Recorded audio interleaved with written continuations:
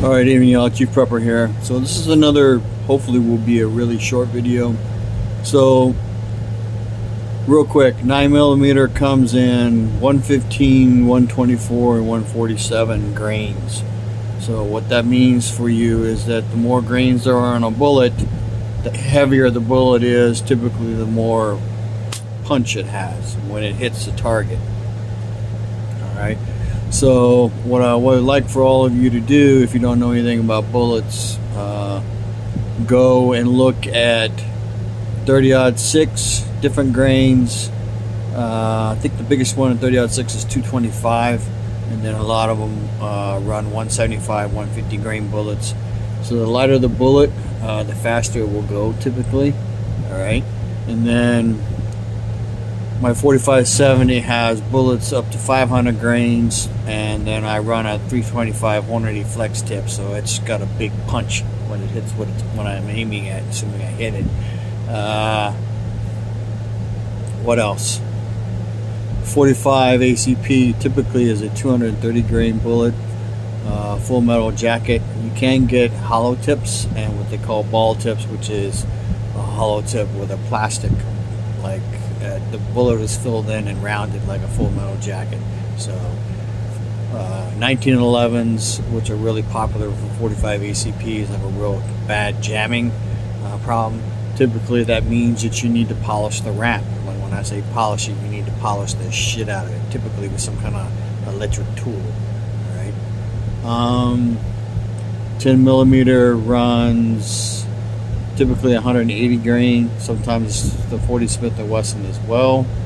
30-30, I don't know those that well. 5.56, you can get them down to as little as 40 grains, but those are like something you would hunt rabbits, real small game with.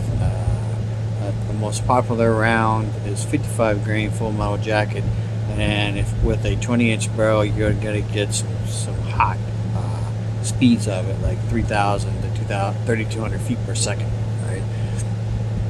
And each of the ammos in the boxes have a feet per second rating on there that the manufacturer of the ammo says this is what it will do.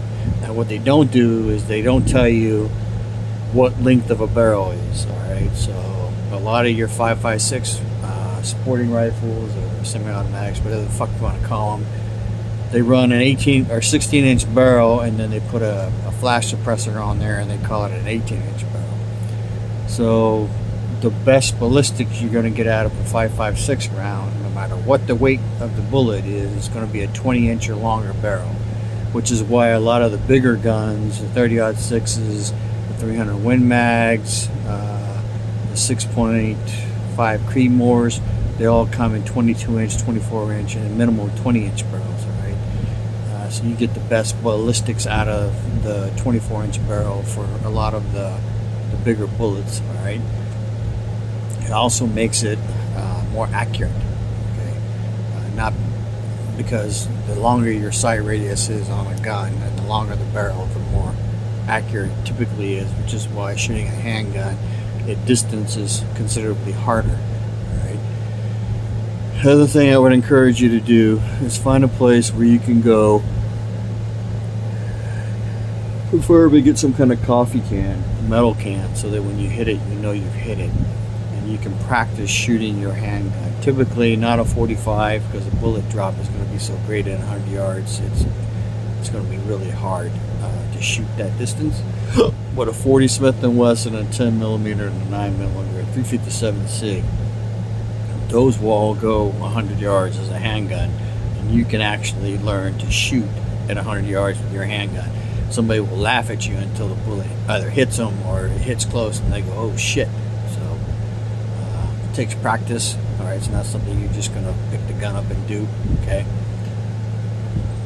If you're going to go to war, I would recommend two guns, one with at least a 5-inch barrel and one maybe with a shorter barrel that you can hide, preferably with interchangeable magazines. That way the magazines will fit both guns, and then, you know, push come to shove, you got more capabilities, more guns. All right. So Information is knowledge and power. Live a little, prep a lot. Chief Prepper out.